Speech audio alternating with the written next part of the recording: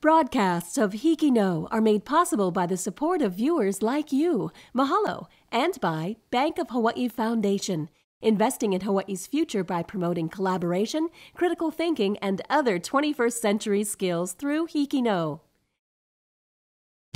Aloha, I'm Kalia Medeiros. I'm Joshua Smith. And I'm Elena Kobayashi. We are here in Manoa on the campus of our school, Punahou.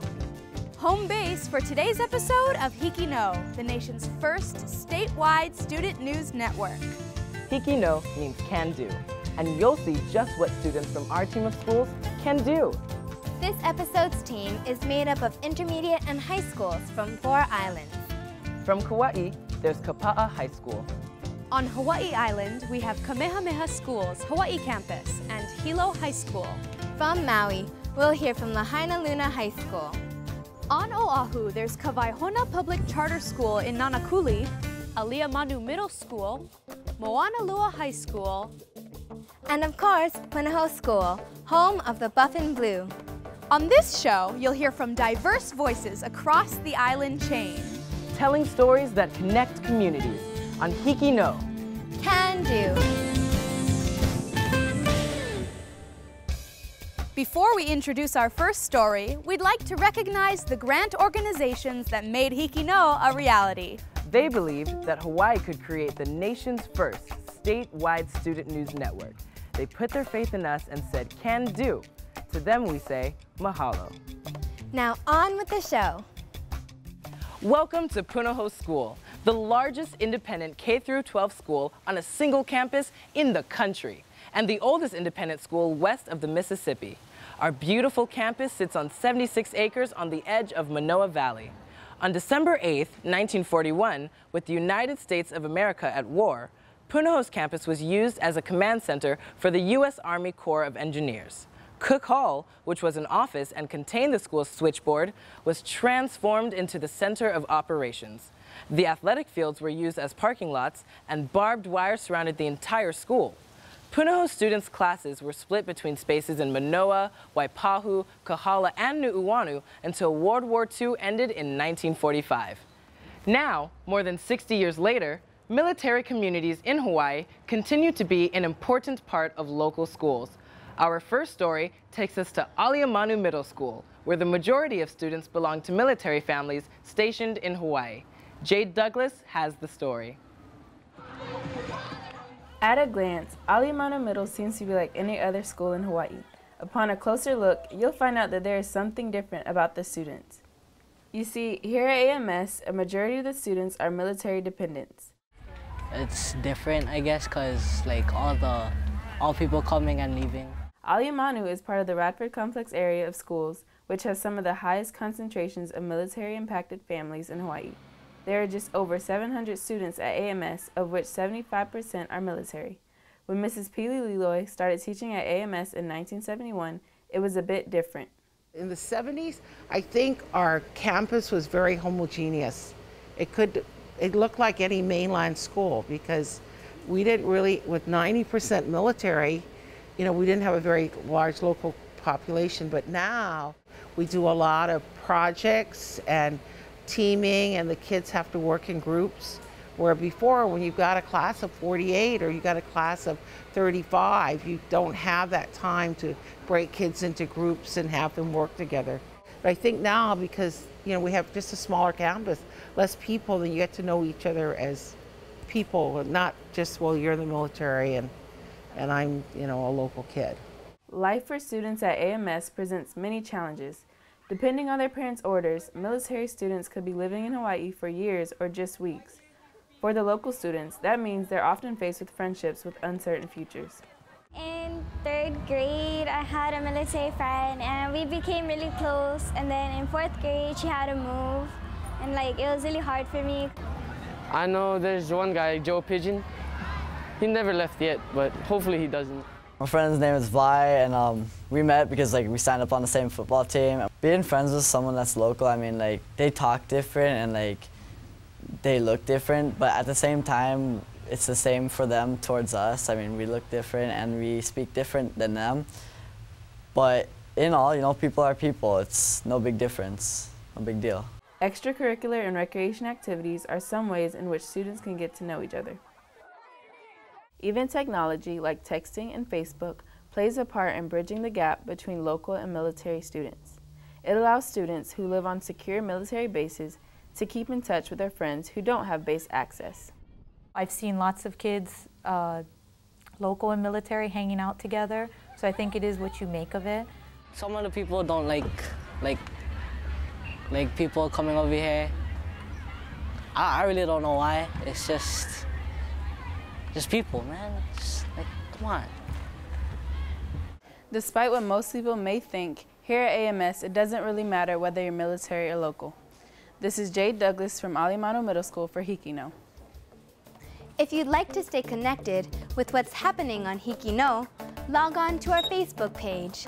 It's filled with photos and current information regarding the show. You can also follow us on Twitter at HIKI NŌ Can Do. It's a great way to get reminders about upcoming episodes. Hawaii is a key location for America's military, but in the last week, the eyes of the world were on the islands as we hosted the Asia-Pacific Economic Cooperation. Among more than 1,000 reporters from around the globe covered the important meeting and were reporters from our school. A selected group of students were asked by PBS Hawaii to report not only on the events, but also what was happening behind the scenes. I was fortunate enough to travel to the convention center with Leilani Riahi, and we filed this story about the volunteers in the International Media Center for insights on PBS Hawaii and HIKI NŌ. Over 1,000 volunteers are working at the convention center doing a multitude of jobs to keep everything running smoothly. My main job is to assist the press with any needs that they have, get them credentialed, get them from location to location, and just generally any needs that the press corps has while they're here, my job is to help facilitate that. My job is basically information, so if a delegate comes up to me with a question about where to go, I show them where they need to go and what they need to do. These volunteers spent the past week attending workshops to prepare for this event. We just went over on how to speak with people, how to help out people, do things the correct way. They had just a little bit of training to volunteer for this event. One of the things about the volunteers for the press center is we all have a public affairs or a public information background, so we're all already trained by nature of our day-to-day jobs. Even though the volunteers are working long hours, they realize that their sacrifice is worth the reward. Well, it was a once-in-a-lifetime experience, so I think it's a wonderful thing, and we're so proud to have it in Hawaii. Getting to see all the delegates from such different backgrounds, from such different ethnicities, from such different countries, that experience has been eye-opening. For this week, I just hope to do the best I can and give what I can to the community and to help make APEC a success overall. Although these volunteers come from different backgrounds, they all dedicated their time for the opportunity to be a part of the APEC experience. This is Leilani Riahi reporting from HIKI NŌ and Insights on PBS Hawaii. Here at Punahou School, a second grade teacher has adopted chickens as class pets. The chickens are free to roam around campus, but always return back to their chicken coop. But on Kauai, the story behind the island's unofficial mascot is not so clear-cut. Here's Justin Langstaff with that story. The beautiful island of Kauai is known for its incomparable beaches, serene waterfalls, calm, friendly atmosphere, and its chickens. We have a lot of them here on campus. They walk around a lot, and they can be a little disruptive during class time because they're kind of noisy. I don't like chickens because they're irritating and they're dirty. We love the chickens here in Kauai. We love them, right? He loves them. Instead of seeing the beautiful things in Kauai that we're never going to be able to see again, he takes pictures of the chickens, wasting our time. No, I love that. Anywhere you go, you have a chicken to entertain you. You just be laying there on the beach, watching the chickens. It's a lot of fun. We've been visiting Kauai for about a week now, and chickens have not been too bad. Yeah, we had a couple jump up on us when we were eating, the seat next to us, and we shushed them off. But other than that, it's kind of neat to see. Our tourists who come, they love the chickens. They think it's a beautiful sight to see, and so the feedback that we're getting from our tourists has been favorable. The crowing part of it is questionable. Chickens are so unique to the island of Kauai that they've even become a capital good for some stores here on the island. So one of our most popular items are the chickens. I'm not really sure why they're so popular, but tourists like them, I guess, because they see them all over the island. But we have chicken shirts, chicken pens, crowing chickens, chicken ornaments, bookmarks, anything. I think we pretty much cover it. I make hand-painted onesies here on the island of Kauai. I have lots of designs, turtles, fish, starfish, but my biggest seller, my very favorite, is our island chicken or rooster. We have a lot of chicken products in the store because they buy them. And our most frequently asked question of all questions is, why are there so many chickens on Kauai? And that's the big question. So from what I've heard, the chickens came here from when a hurricane passed through. They let all the chickens out of all the farms, so now the chickens run free on Kauai. After the hurricane, where the chickens were able to multiply. So therefore we have more chickens. So we have a lot of chickens on our island because we don't have any mongoose for a mongoose to eat the chicken eggs. Others believe that the Polynesians brought them here. Although there is no definitive answer, the Kauai chickens are as unique and beautiful as the island itself. This is Justin Langstaff from Kapa'a High School for HIKI NŌ. Communication between parents, kids, and their school is very important. At Punahou, there are opportunities for parents to meet teachers and get more involved in their child's education. But what messages do students have for their parents? We now take you to Hilo High School on the island of Hawaii for our Student Voices feature. Let's hear how some of the students there responded to the question, what advice would you give your parents? If I could give any advice to my parents, it would be to be less strict about schoolwork. Let the kid kind of explain on his own time, because a lot of the parents are really interested in what their students are doing in school, and they always question, well, how was your day, or how is this, how is this? But sometimes the kids like to handle things on their own. To stop worrying and not get on my case about my grades. I would tell them not to worry about me so much. Just don't push them away. Just keep them close, but not too close. It'd be to be less critical of people. I think I would tell my parents to kind of like take it easy and just trust that I can handle something. Well, I would say that parents should motivate their kids. No matter what, they're going to make some stupid decisions, but they should still stand by them. Or maybe get me a car. That could work too.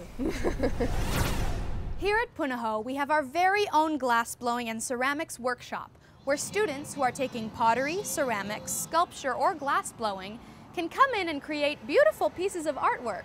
Raichelle Min, a Moanalua student and award-winning artist, shares her extraordinary knowledge of art with students at Kuhio Elementary School.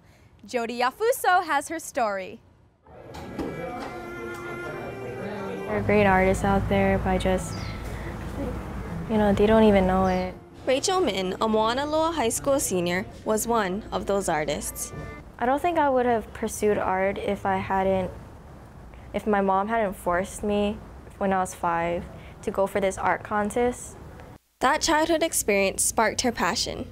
Since that first contest, the top kindergarten award for the Korean Art Association, Rachel has won a total of 7 state and regional awards. Last year, she and her teammates traveled to New York as the Southwest Regional finalist in the Vans Shoe Design Contest. With these accomplishments, Rachel wanted to inspire the younger generation. Okay, hello guys. I'm Rachel Min.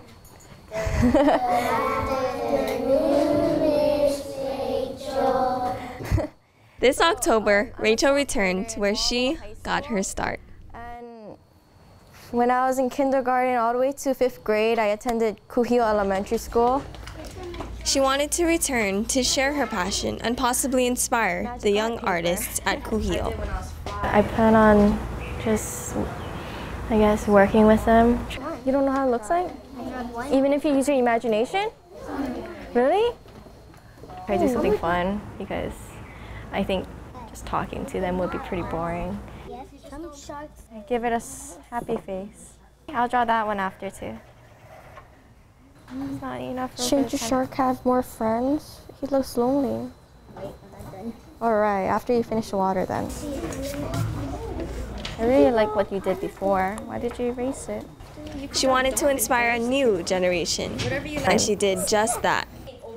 The kids here, I could see their faces light up, and I think her bringing her artwork shows them that there's a possibility for them to grow artistically.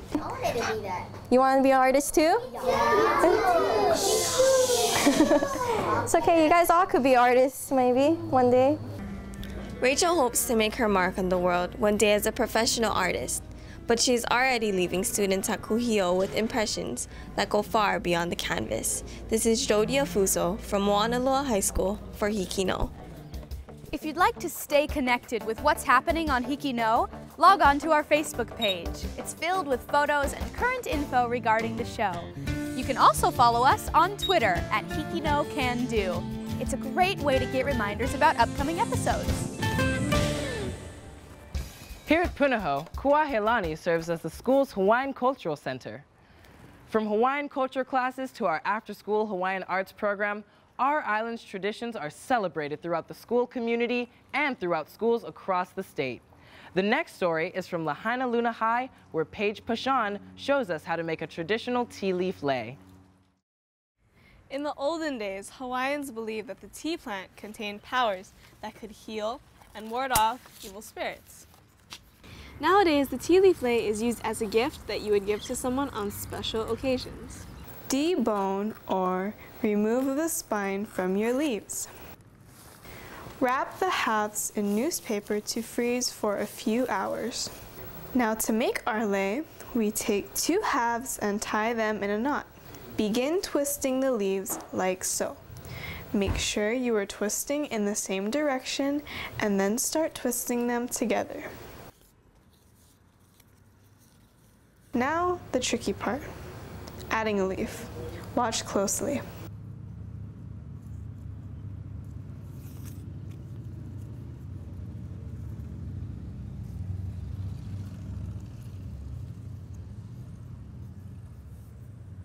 Continue until your lei is long enough.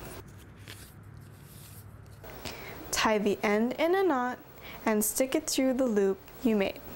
And you have yourself a tea leaf lei. Good luck.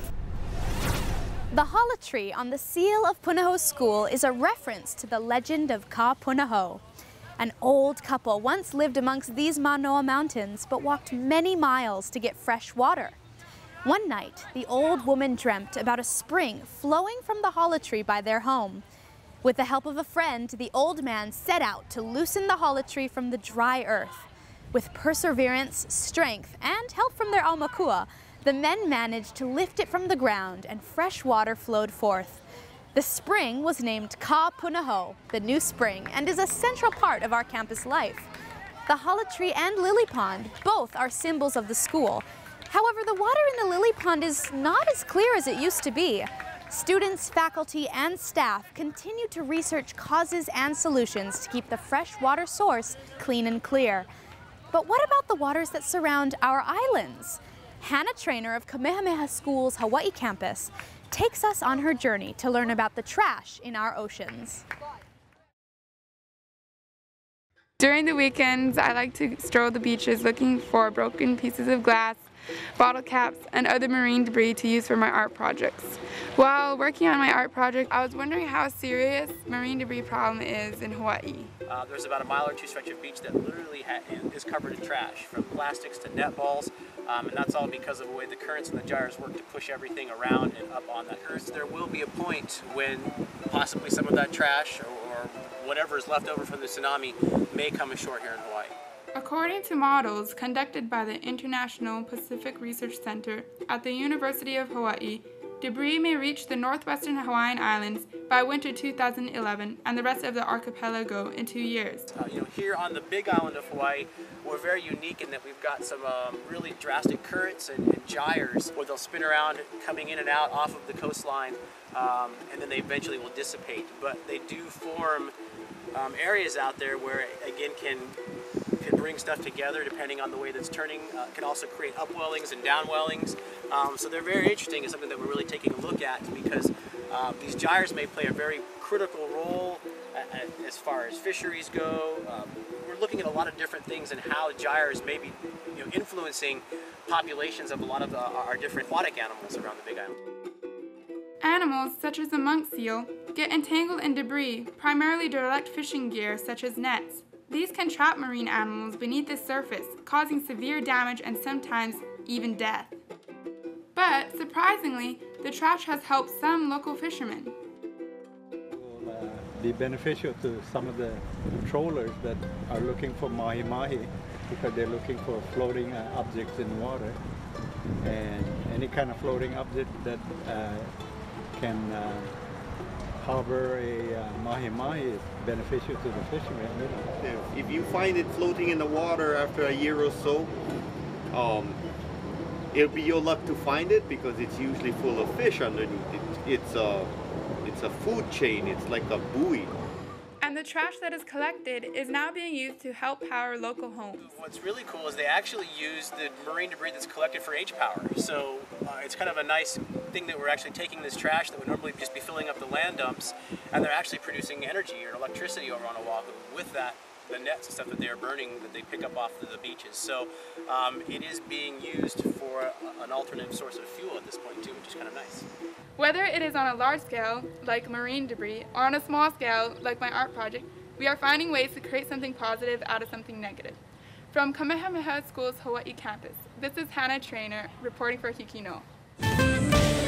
And now let's go back to Hilo High School to hear a few more students answer the question, what advice would you give your parents? I think the best advice to give parents would be probably to let their kid have freedom, but at the same time make sure that they have a close watch on them. I would tell the parents to be more trusting of their kids because you have to trust how you raise them. Pretty much, yeah, you have to be on top of your kid, but you still have to give him some slack. I would tell them all to kind of put them in their kids' shoes and to remember on how it was when they grew up and to reflect on that. Just let them learn the ways of life, because sooner or later they're going to have to do it all by themselves. Behind me is Pohakuloa, a sacred rock that stands at the main gate of Punahou School. Mo'olelo, or stories, say that this boundary marking stone was part of a larger stone that housed spirits and was prayed to by Hawaiian women for the endowment of their children with wisdom and strength. Today, this stone stands at the entrance of the school. On Oahu's west side, you may have noticed another large rock that has sat by the side of the road for decades. What is it and why is it there? 8th grader Cody Bermoy Stewart from Ka Waihona Public Charter School has the story. You may have zipped right past it on your way to the west side in a little community called Garden Groves in Lualuale. A large coral formation known as the Maui Rock sticks out like a fish out of water. What is it? Why is it here? What does this community know about it? Maui stood when he pulled the islands together. All I know about this rock is secret. Construction workers moved the rock maybe a couple times and it just went back to the same spot. The thing came back with the crack of a T, and then I heard that in line of the crack the unit's supposed to be haunted. I heard that the rock grows underwater. This place was covered by water. I can't believe that. So many theories and yet so little recorded facts. Our team did an extensive search to find the answer. Searching the internet, borrowing books, interviewing historians, and even calling the state archives, but no solid answers. The truth to the story was right under our nose on a plaque that states, "The Hawaiian hero Maui landed here when he first came to the Hawaiian Islands from the south. This stone was once surrounded by water, and that Maui reposed and sunned himself here." Like the many facets to this rock, so it is with legends. There are many sides to a story. It all matters on who you believe. Reporting for HIKI NŌ, I'm Cody Bermoy Stewart from Ka Waihona Okana'oa Public Charter School. Well, that's it for this week's episode. We hope you enjoyed the stories from our islands. So tune in next week to see just what students from our islands can do. Only on HIKI NŌ and only on PBS. And now we hope you'll enjoy a montage of the sights and sounds of our campus. Aloha!